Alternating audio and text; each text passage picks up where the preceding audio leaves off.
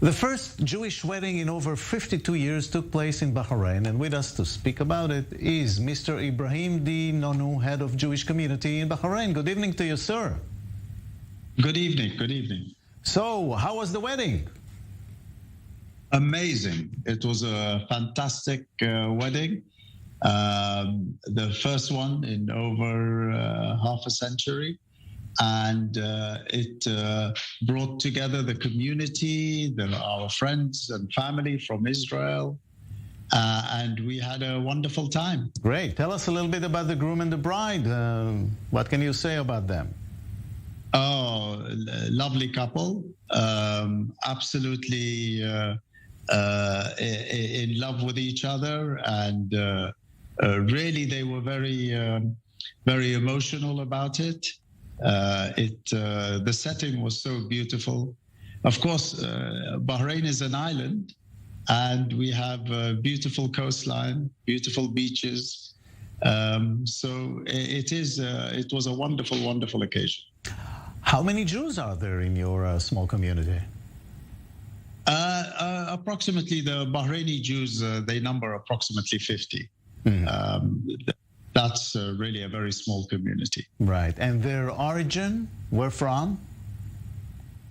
Iraq, from Basra, Baghdad. Of course, when they first arrived from Iraq, Bahrain was like a trading post between Europe and India.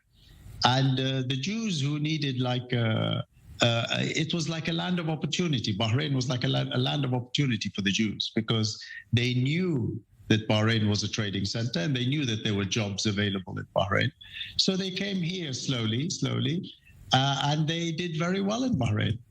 We had the Kaduris who came from Iraq and went to Hong Kong. One of the Kaduris stayed in Bahrain and made his fortune here. Most of the Jews were very wealthy traders. They did very well. They knew how to bring in supplies from Europe.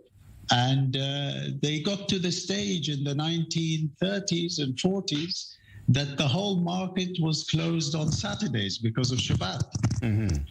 And they, of course, they lived with their Muslim brethren in peace and harmony, and very good coexistence that existed here. And I'm sure when you've heard about the peace agreement, it was very exciting, and you were, I'm sure, very enthusiastic about it. Absolutely. The minute the news came about the Abrahamic Accords and the relationship between Bahrain and Israel, we were extremely happy about it.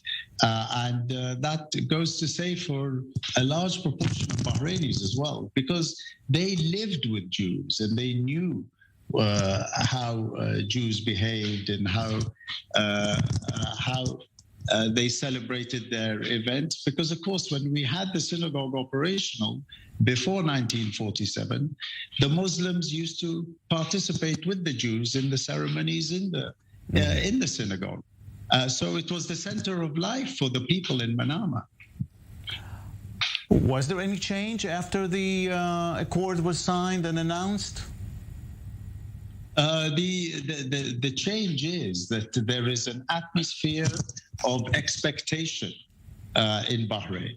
Expectation that this union now of Israel and Bahrain will reap results and reap benefits for the Bahrainis.